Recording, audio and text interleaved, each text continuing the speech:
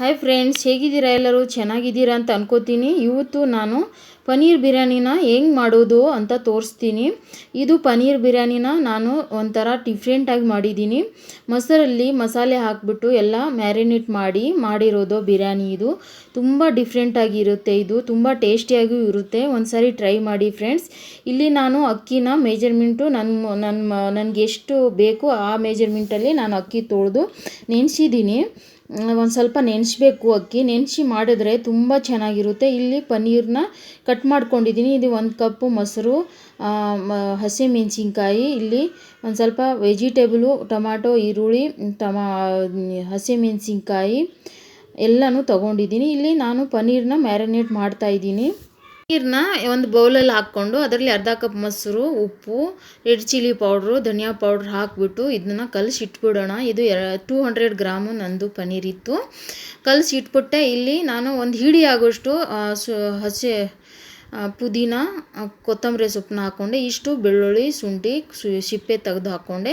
ಹಸಿಮೆಣಸಿನ್ಕಾಯಿ ಹಾಕ್ಕೊಂಡು ಇಷ್ಟನ್ನು ಇಟ್ಕೊಂಡೆ. ನಾನು ಇಲ್ಲಿ ಕುಕ್ಕರ್ಗೆ ಒಗ್ಗರಣೆಗೆ ಇಟ್ಕೊಂಡಿದ್ದೀನಿ. ಎಣ್ಣೆ ಹಾಕ್ಕೊಂಡೆ, 4-5 ಸ್ಪೂನು ಎಣ್ಣೆ, ಅದರಲ್ಲಿ 2 ಸ್ಪೂನು ತುಪ್ಪ, ಇವೆಲ್ಲ ಒಣಗಿದ್ದು ಗರಂ ಮಸಾಲೆ ಹಾಕ್ಕೊಂಡೆ. ಚಕ್ಕೆ, ಲವಂಗ, ಇದು ದೊಡ್ಡ ಬೆಟ್ಟದ ಏಲಕ್ಕಿ, ಚಿಕ್ಕ ಏಲಕ್ಕಿ ಹಾಕ್ಕೊಂಡು ಇದರಲ್ಲಿ ಪಲಾವ್ ಎಲೆ ಹಾಕ್ಕೊಂಡು ಇದನ್ನು ಅನ್ನು ಆದಮೇಲೆ ಇದ್ರ ಮೇಲೆ ನಾನು ಈರುಳ್ಳಿನ ಕಟ್ ಮಾಡಿ ಇಟ್ಕೊಂಡಿದ್ನಲ್ಲ ಅದನ್ನು ಹಾಕ್ಕೊಂಡು ಸಣ್ಣ ಉರಿ, ಮೀಡಿಯಮ್ ಉರಿಯಲ್ಲೇ ಈ ಥರ ಫ್ರೈ ಮಾಡ್ಕೊಳ್ಳೋಣ.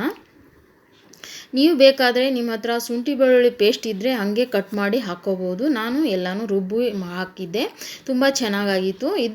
ಇದರಲ್ಲೇ ನಾನು ಹಸಿ ಬಟಾಣಿ ಹಾಕ್ಕೊಳ್ತಾ ಇದ್ದೀನಿ. ನಂದು ಸ್ಟೋರ್ ಮಾಡಿ ಇಟ್ಟಿದ್ದೆ ಫ್ರಿಜ್ಜಲ್ಲಿ, ಅದನ್ನು ಹಾಕ್ಕೊಂಡೆ.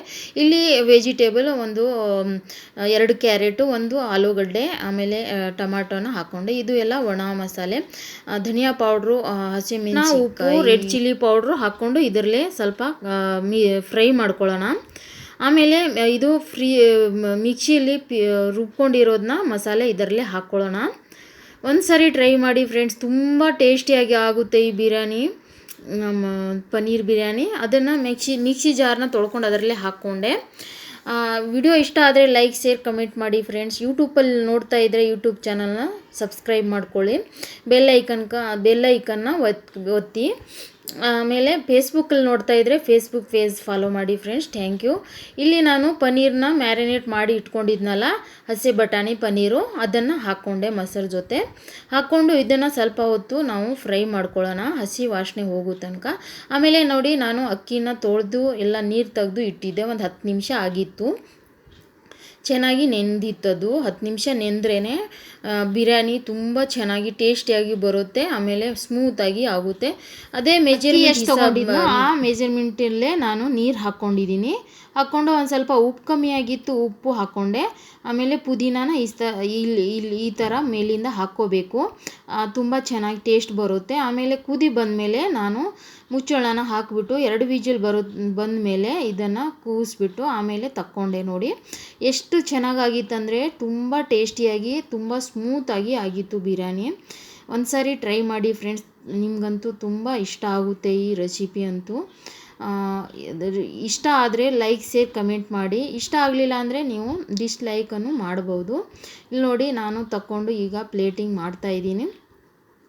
ಇನ್ನೊಂದು ಸಾರಿ ರಿಕ್ವೆಸ್ಟ್ ಫ್ರೆಂಡ್ಸ್, ನಿಮಗೆ ಈ ಯೂಟ್ಯೂಬ್ ಚಾನಲ್ ನೋಡ್ತಾ ಇದ್ದರೆ ಅದನ್ನು ಸಬ್ಸ್ಕ್ರೈಬ್ ಮಾಡ್ಕೊಳ್ಳಿ, ಬೆಲ್ ಐಕನ್ ಒತ್ತಿ. ಫೇಸ್ಬುಕ್ಕಲ್ಲಿ ನೋಡ್ತಾ ಇದ್ದರೆ ಫೇಸ್ಬುಕ್ ಪೇಜ್ ಫಾಲೋ ಮಾಡಿ. Thank you. ಇಲ್ಲಿ ನೋಡಿ, ಬಿರಿಯಾನಿ ರೆಡಿಯಾಗಿದೆ. ಎಲ್ಲರೂ ತಿನ್ಕೊಂಡು ಎಂಜಾಯ್ ಮಾಡಿ. ಬಾಯ್ ಬಾಯ್.